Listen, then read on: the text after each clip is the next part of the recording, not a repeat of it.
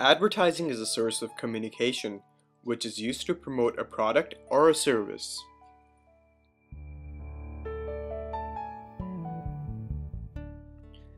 Ads can be seen in the form of print on newspaper and magazines. They can also be seen on billboards, on television, or on the computer. They can also be heard on the radio.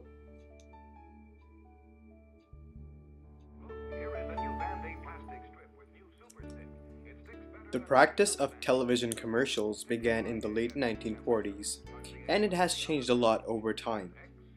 Generally speaking, ads have become a part of our daily lives, and they have a huge impact on the decisions we make when choosing a product or service for ourselves.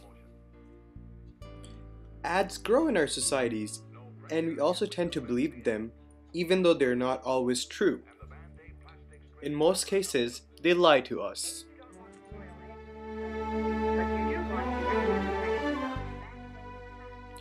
Ads usually take us in a world that we always dream of, a very fantasized world which is not real. The realistic element is never seen in advertisements. Instead, it's always the dream world or the fantasy world we always picture in our minds.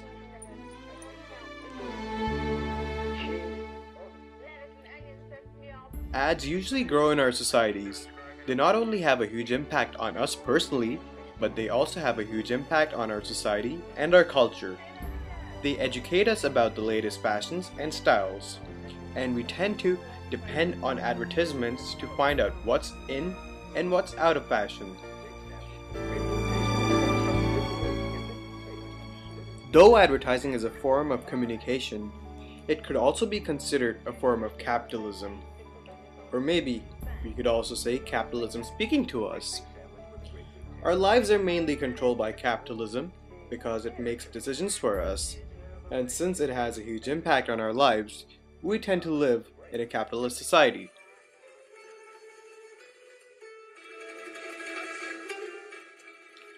Capitalism controls advertising, and it also gives us leisure time.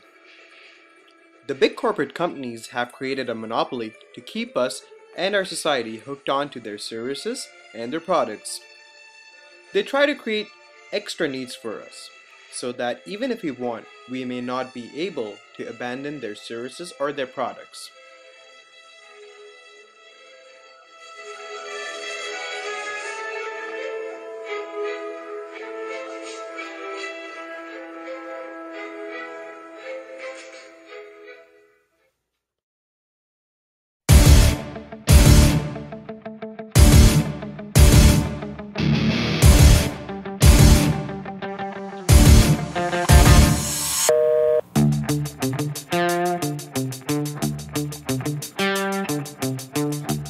Many scholars have written papers about advertising and expressed their views.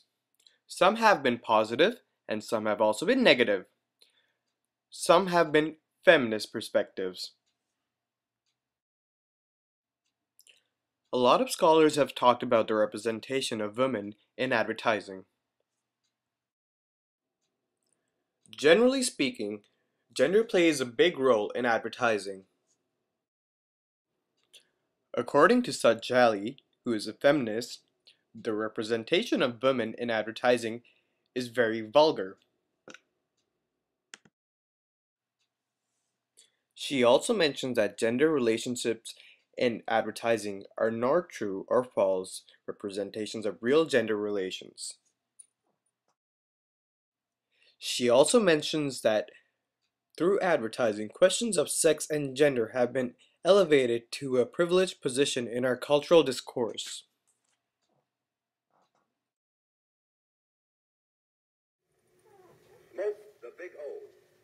According to Rosalind Gill, the representation of women in advertising has changed significantly in the past several years. Women are represented as a much more powerful figure now compared to several years ago. Nowadays, women are represented as being more independent in advertisements. Even though they're seen as a sexual figure, and always being available for sex in advertising. But still, they're shown in a way that they can do everything that men can do, and they have the same abilities as men. For example, in the following commercial, all we see is female breast in a car commercial.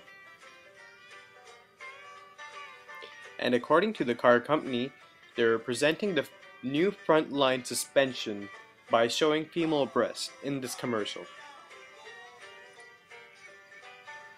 Some people might find this vulgar and unnecessary, but it does make sense because why would they show female breast in a car commercial?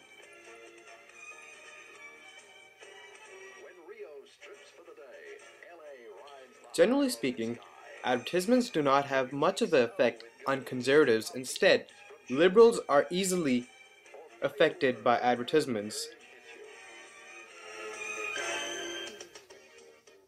According to Helen Irving's article, conservatives and socialists protest against the portrayal of female body. They don't find it aesthetic, instead they find it more vulgar. Illusions of advertising are created in a false sense of what we should desire to be and what we desire to possess.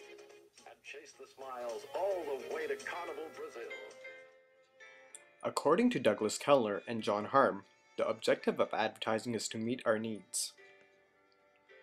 But the promises made in advertising are distorted. Advertising is a speech process, and it's not democratic. Advertising and mass media are one system that reproduces undemocratic systems. The conservative social function affects the content. Advertisers pay for the content system. The problem which has been addressed is that there is an inadequate level which have been set. Ads give us detail. We depend on ads for information about products. Products mediate interpersonal relationships. Meanings are put together by ads which create patterns, meaning and values in cultures. Ads sanction behaviors and thoughts. Advertising is an industry owned by corporations. Corporations are the primary investors of advertising. It is an integrated system of advertising and corporation. We always engage in ad avoidance, but once we get the product information, advertising is annoying to us. Advertising is pervasive. It is a detached form of traditional sources and structure, and it has no social goals. Advertising is a part of our daily lives, and one of the primary sources we rely on to get information about products and services which are available out in the market. Ads take our dreams, and they grow in our societies. Gender is socially constructed in ads. Convention of sexual availability is always the idea in ads, specifically women. Woman is usually snuggling with a man. There are a lot of feminist views which are against the portrayal of women in advertising. Some see it as nudity, and some see it as porn. But that is what the viewers want to see, and it's the advertiser's job to provide the viewers with what they want to see.